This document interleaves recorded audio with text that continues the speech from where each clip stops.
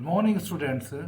Today we are going to discuss an Indian writer, an Indian short story writer, Manohar Malgaonkar.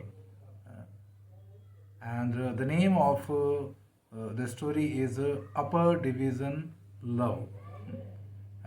Manohar Malgaonkar was born in 1913 and he is one of the most distinguished Indian short story writer. And he had a rich experience of military life and princely estates. Do you know what is the meaning of princely estate? That before partition, we have princely estates. We don't have bigger estates as we have today. They were small estates. They were small rulers, and they have the small kingdom, and they call themselves princely states. There were many maharajas, maharanis, and such like that. As you know that Jaipur Maharaja, Tonk Nawab, etc., etc. So these prior to independence, they called princely states. So he has a rich background of princely states. He has used these experiences of life very successfully in his writing. So this is the background of Manohar Malgaonkar. Now the story which you have, which is prescribed in your syllabus is Upper Division Love. It is the story of a small clerk fascination. No, fascination means attraction. When you are fascinated towards someone means you are attracted. You like that person. So it is upper division clerk's fascination with a famous film star Sundar Bala, the heroine, the heroine of the story, and the upper division clerk was very passionately attracted towards her. And as you know that, what is the result? The result was disillusionment. Later on, he was disillusioned, and he also faced many humiliations. After a series of dramatic incidents, the lower division clerk realizes the usefulness of his passion. He tried many times, but ultimately he realized that this is not going to be a fruitful experience. It also shows the artificiality and hollowness of the film world.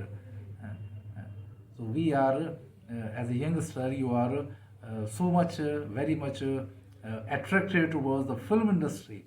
But when you see the things in detail, so you see that how their life is hollow.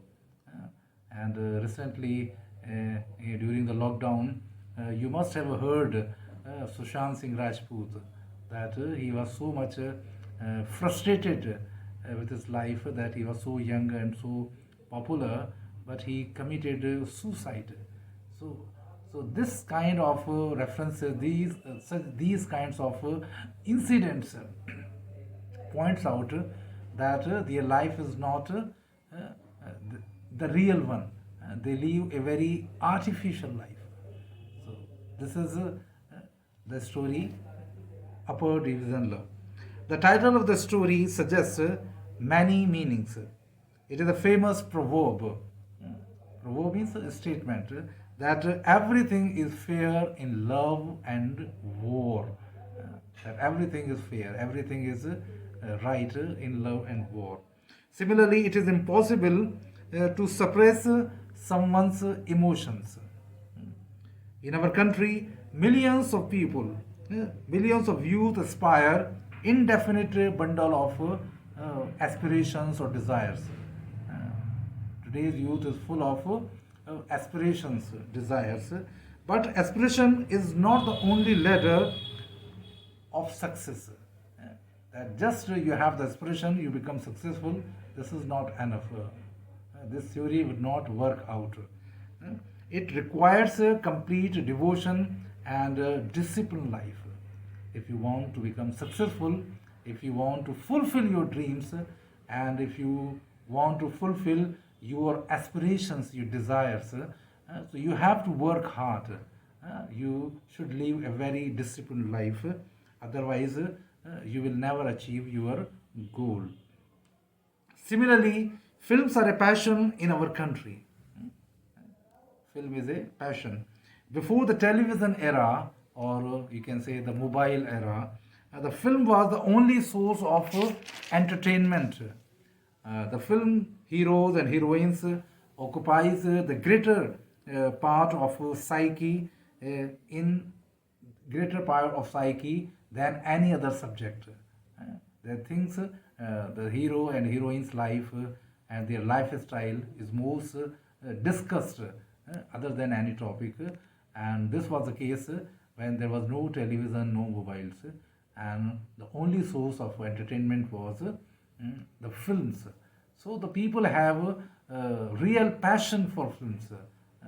You must have that some famous movies people go again and again.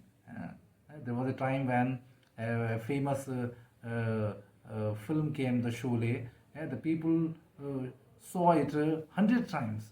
So the people made a record because in those days there was no other source of entertainment. There was a theater, but theater is not so common, and in theater they know the persons who are acting, so they know about the realities, the actual things about the theater players.